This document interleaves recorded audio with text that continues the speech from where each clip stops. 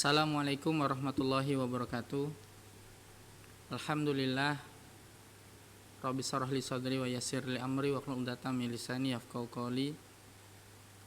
Anak-anak sekalian, apa kabarnya hari ini? Alhamdulillah, mudah-mudahan masih dalam keadaan sehat walafiat dan mendapatkan ridho dari Allah Subhanahu wa taala. Anak-anak sekalian, sebelum kita mulai pembelajaran pada hari ini,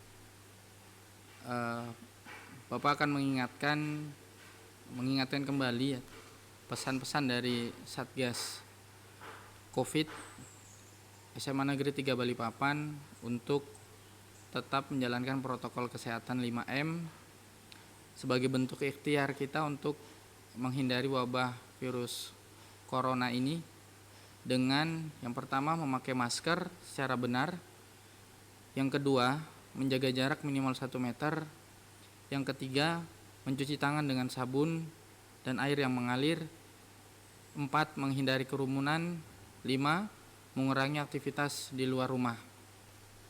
Baik anak-anak sekalian, Bapak ingin mengingatkan kembali juga terkait dengan tugas-tugas 2 pekan lalu dan yang pekan lalu ya. Tugas yang pertama dan tugas yang kedua mohon bisa diselesaikan tepat waktu atau segera diselesaikan agar tugas-tugas yang lain juga tidak menumpuk dengan pelajaran-pelajaran yang lain. Ya, insya Allah tugas-tugas yang diberikan sudah diukur dengan kemampuan dan kapasitas anak-anak sekalian, sehingga tugas-tugas yang diberikan itu tidak memberatkan buat anak-anak sekalian. Baik, anak-anak sekalian, kita akan lanjutkan materi pembelajaran kita pada hari ini, melanjutkan materi tentang APBN dan APBD. Pada hari ini kita akan fokus membahas terkait dengan APBD, karena di pertemuan-pertemuan yang lalu kita sudah mengupas atau membahas tentang APBN.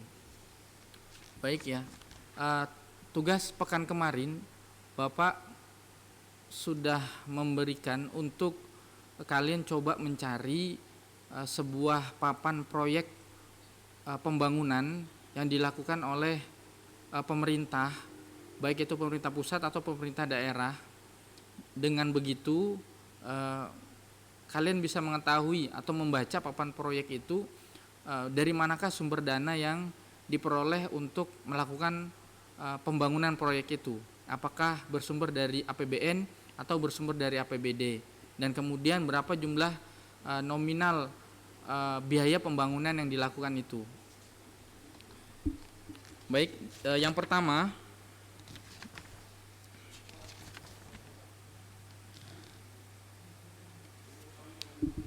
pemerintah daerah ya diberikan kewenangan oleh pemerintah pusat untuk mengatur daerahnya masing-masing. Ini yang disebut dengan otonomi daerah, termasuk terkait dengan pengelolaan APBD-nya.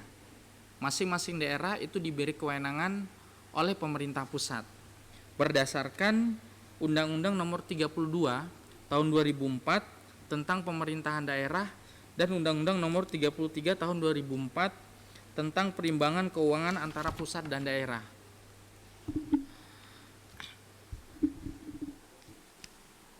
APBD ya, APBD ini adalah daftar sistematis yang memuat rencana penerimaan dan pengeluaran daerah dalam 1 tahun.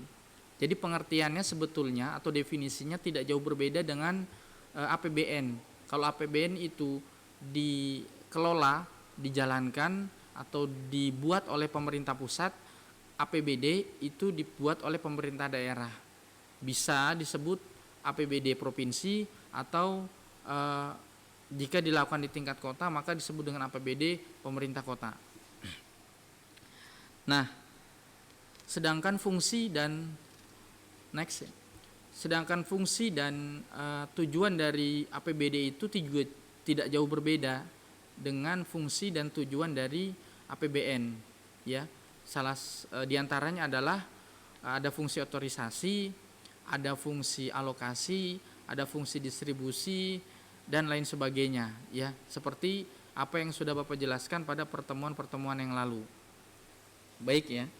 Sedangkan untuk proses penyusunan APBD, bedanya dengan APBN, APBD disusun oleh pemerintah daerah bersama dengan DPRD daerah ya.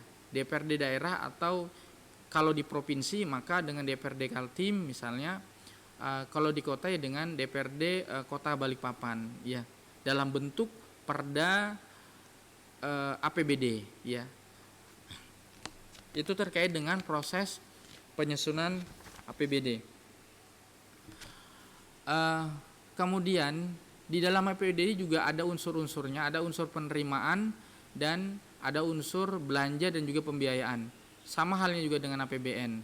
Nah, di dalam anggaran pendapatan daerah ya, sumber-sumber penerimaan daerah menurut Undang-Undang Nomor 33 Tahun 2004 tentang perimbangan keuangan antara pemerintah pusat dan daerah. Pendapatan daerah ini berasal dari beberapa sumber. Yang pertama disebut dengan PAD. PAD ini adalah pendapatan asli daerah, ya.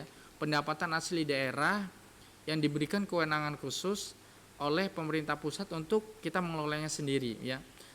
Seperti apa contohnya? Contoh dari PAD itu sendiri adalah pajak daerah, ya. Yang kedua, retribusi daerah, hasil pengelolaan kekayaan daerah dan penerimaan lain-lain. Ya, sebutlah misalnya kalau kita bicara tentang retribusi, semisalnya ada retribusi pasar ya, yang diambil dari para pedagang-pedagang pasar. Kalau kita ingin masuk pasar misalnya, misal pasar-pasar resmi yang dikelola oleh pemerintah kota ya, sebutlah Pasar Baru Kota Balikpapan. Kalau kita masuk, kita membayar retribusi. Yang pertama adalah retribusi parkir. Nah, bagi pedagang itu ada retribusi atau iuran wajib yang harus disetorkan oleh ke pemerintah daerah ya. Kemudian kalau dalam hal hasil pengelolaan kekayaan daerah, misalnya pemerintah Kota Balikpapan memiliki yang namanya BUMD, Badan Usaha Milik Daerah, seperti contohnya PDAM. PDAM adalah perusahaan BUMD yang keuntungannya dari hasil pengelolaan air bersih ini diberikan kepada pemerintah Kota Balikpapan sendiri ya.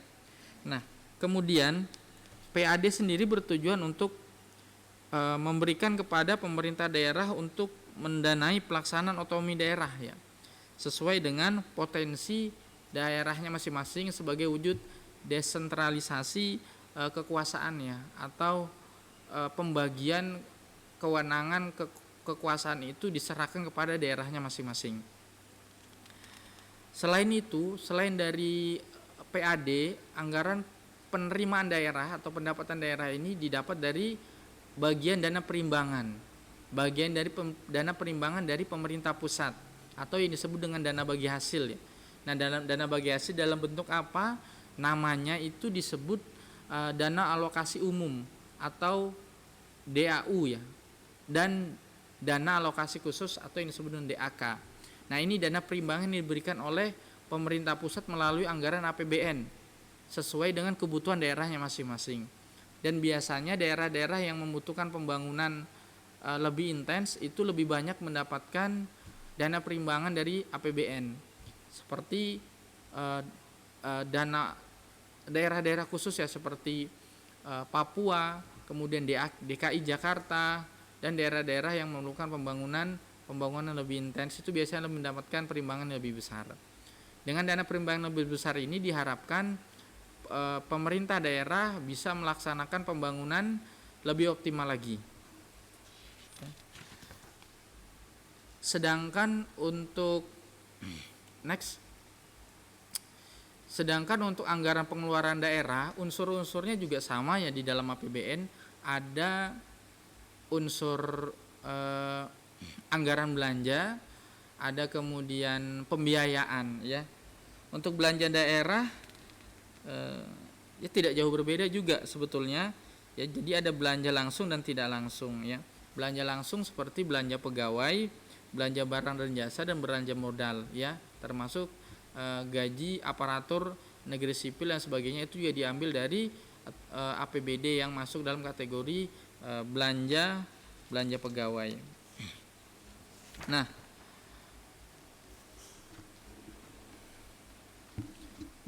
Bagaimana next ya, next berikutnya. Oke, ini adalah beberapa contoh ya, bangunan-bangunan yang merupakan fasilitas umum yang dibangun dengan uang dari pajak. Nah, kalian bisa melihat ya di Kota Balikpapan ini mana yang kemudian pembangunan itu dilaksanakan oleh pemerintah pusat atau pemerintah daerah yang mengambil dana dari atau sumber dana dari APBN dan APBD. Kita bisa melihat ya, contoh ada bandara, kemudian jalan tol, kemudian ada jalan raya, ya, kemudian ada fasilitas rumah sakit dan sebagainya. Itu semua diambil dari sumber pembiayaannya dari APBN dan APBD. Nah, tinggal nanti kalian bisa mengklasifikasi atau mengkelompokkan mana yang bersumber dari APBN dan mana yang bersumber dari APBD. Ya, dan juga mana jalan yang menjadi tanggung jawab pihak swasta ya, ketika memang itu jalan masuk perumahan gitu ya. Nah, kecuali ketika jalan masuk perumahan itu sudah dikategorikan sebagai fasum atau fasilitas umum, maka pemerintah wajib menganggarkan dana pemeliharaan terhadap jalan tersebut begitu ya. Jadi kalau ada jalan-jalan rusak, kalian bisa menganalisa begitu. Kira-kira jalan rusak ini diperbaiki dengan dana sumber dari mana ya? Bisa sumber dana dari APBD provinsi, APBD kota, atau APBN ya, begitu. Baik, anak-anak sekalian, yang terakhir, bagaimana pengaruh APBN dan APBD terhadap perekonomian? Pengaruhnya sangat besar sekali ya, terutama di berbagai bidang. Ada pengaruh di bidang moneter ya, dalam hal persoalan neraca keseimbangan keuangan ya.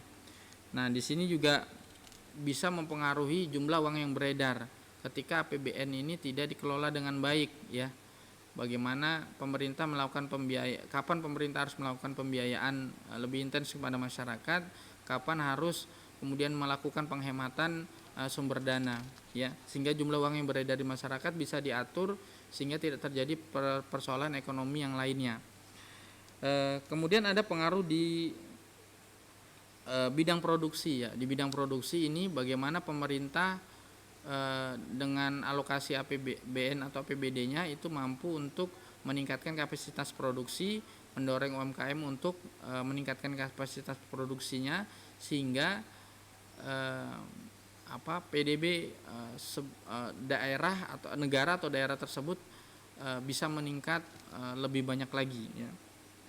Dan ada pengaruh-pengaruh yang lain ya, diantaranya ada pengaruh dalam kegiatan pembangunan ekonomi, pengaruh perbaikan perekonomian, ada produktivitas perusahaan, dan yang terakhir ini terkait dengan pengaruhnya terhadap pemerataan distribusi pendapatan. Dan ini penting ya, karena ada beberapa daerah di Indonesia yang itu masih sulit untuk melakukan pembangunan ya, atau tidak merata distribusi pendapatannya ya. Maka disinilah peran pemerintah untuk bagaimana mengalokasikan APBN atau APBD tersebut ke setiap daerah sehingga tidak mengganggu jalannya roda perekonomian di daerah tersebut ya. Baik, itu mungkin yang bisa Bapak sampaikan pada pertemuan singkat pada hari ini. Mudah-mudahan bisa dipahami. Untuk lebih jelasnya nanti Bapak akan share tugas-tugas yang ada di Google Classroom kembali untuk tugas yang ketiga ya. Tugas yang ketiga ini mudah-mudahan bisa dikerjakan dengan baik dan bisa mendapatkan hasil yang maksimal ya. Kerjakan dengan jujur, karena dengan kejujuranlah insya Allah itu akan yang akan membentuk karakter dan kepribadian kita ya. Demikian yang Bapak sampaikan, kurang lebihnya mohon dimaafkan. Alhamdulillahirabbil alamin. Assalamualaikum warahmatullahi wabarakatuh.